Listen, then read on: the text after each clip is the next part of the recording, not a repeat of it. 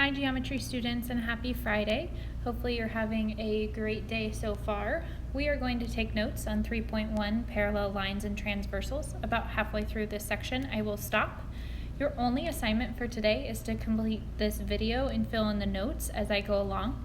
If at any point in time I'm going too quickly, you can pause the video.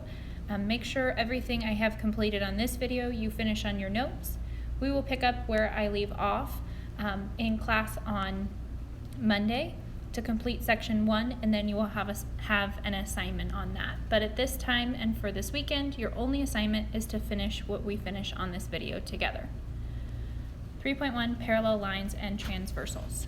Parallel lines are lines that do not intersect. So we've talked about parallel lines a little bit already. We know that the symbol for things that are parallel, if this is line L and this is line M, I could say L is parallel to M. This symbol here means parallel. In addition to that, if lines are parallel, you'll see these little triangles on them. It's not something we can assume.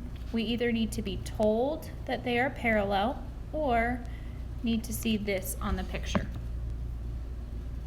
Parallel planes are planes that do not intersect. Remember, lines go on forever in 2 directions. Planes are going to go forever in 4 directions. So I can have 2 planes that do not intersect if they're like one on top of the other. So again, our symbol for parallel is still going to be like this. If this is P and Q, I could say plane P is parallel to plane Q. There's no symbol that's going to be drawn on the parallel planes, but this one would like be hovering over this one on the bottom. Oops.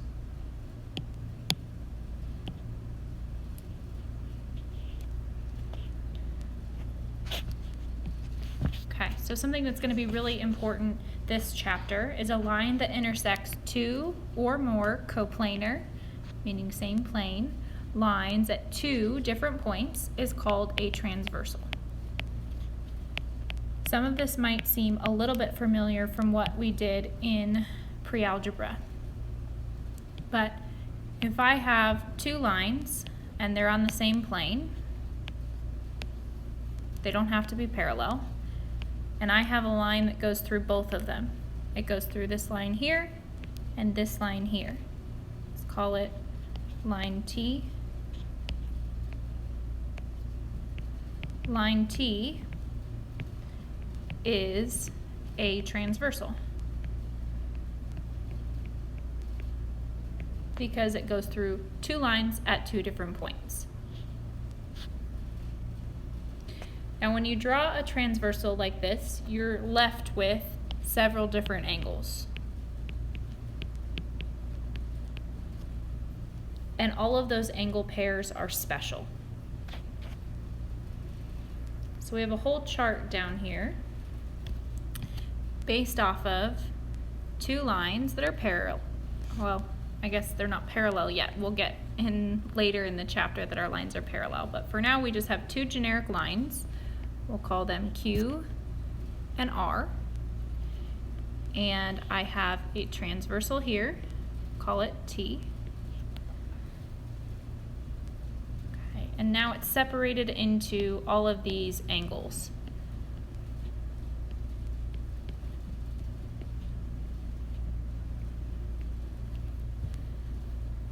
Okay, we have space inside these lines, in between Q and R.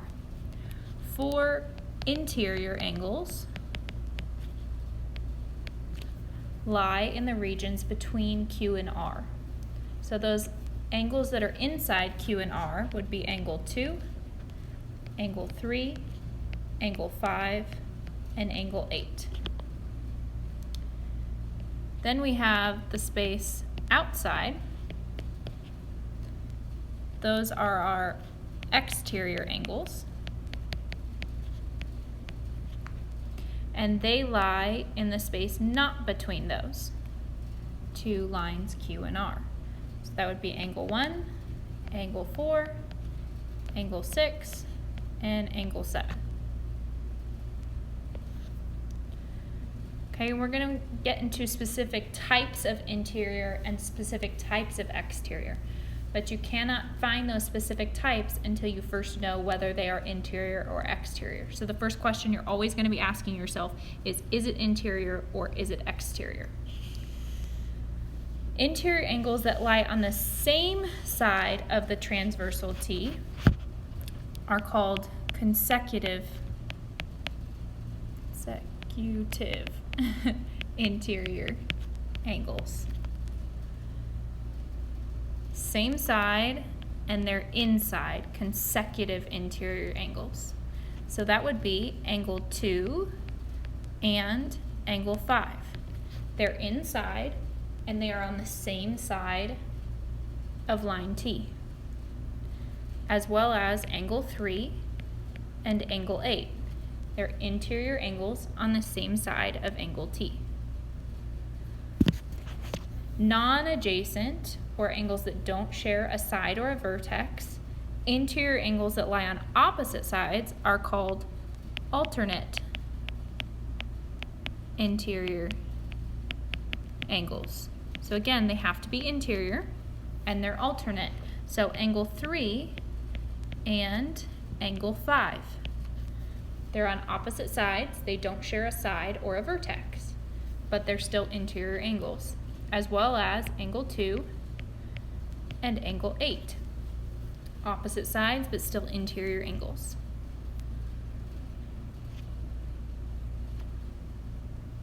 Okay, then we have alternate exterior angles. So again, by the name, I know I'm looking at exterior angles. They're non-adjacent, meaning they don't share a vertex or a side, and they lie on opposite sides of the transversal. So that would be angle 4 and angle 6. Both outside angles on opposite sides. Now I know that 4 and 1 are on opposite sides, but 4 and 1 are adjacent angles. We're looking for the angle that is non-adjacent. I can also say angle 1 and angle 7. Then the last type of angle pair we have are corresponding angles. So something to notice, so far every single one of our angle labels had the words interior or exterior in the name of the type of angle pair. Corresponding angles does not. That's because it consists of one interior and one exterior angle. They lie on the same side of the transversal and on the same side of Q and R. The easiest way to think of corresponding angles is to think of a foursquare court.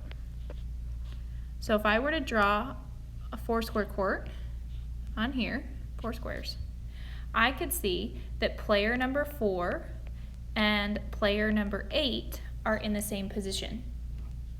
They're on the same side of T, and they're both on the top of Q and on the top of R.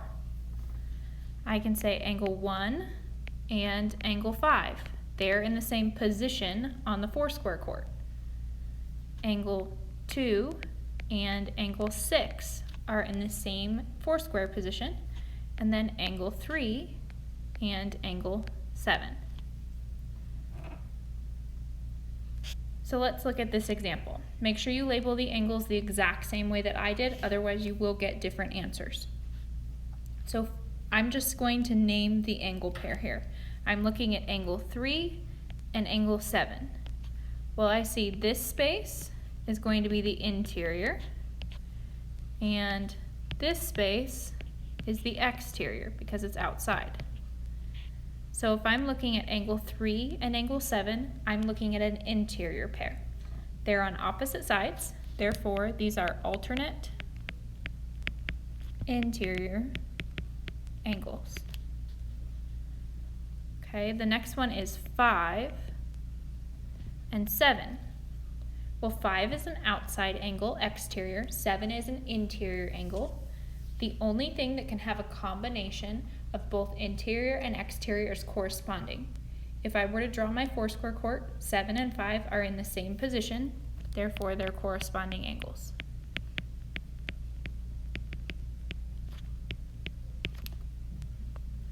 Four and 8. 4 and 8 are both exterior angles, and they're on opposite sides of the transversal, therefore they're alternate exterior angles. Okay, and lastly, angle 2 and angle 3. Angle 2 and angle 3 are both interior angles. They are on the same side of the transversal. So interior angles on the same side are consecutive interior angles.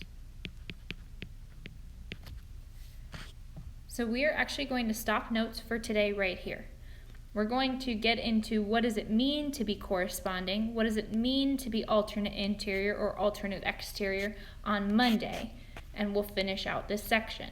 But for now, you should be comfortable knowing the angle pairs.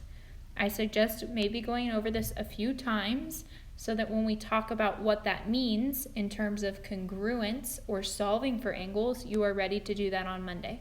Again, you are only required to finish notes up to this point, and we'll pick up where we left off after the weekend.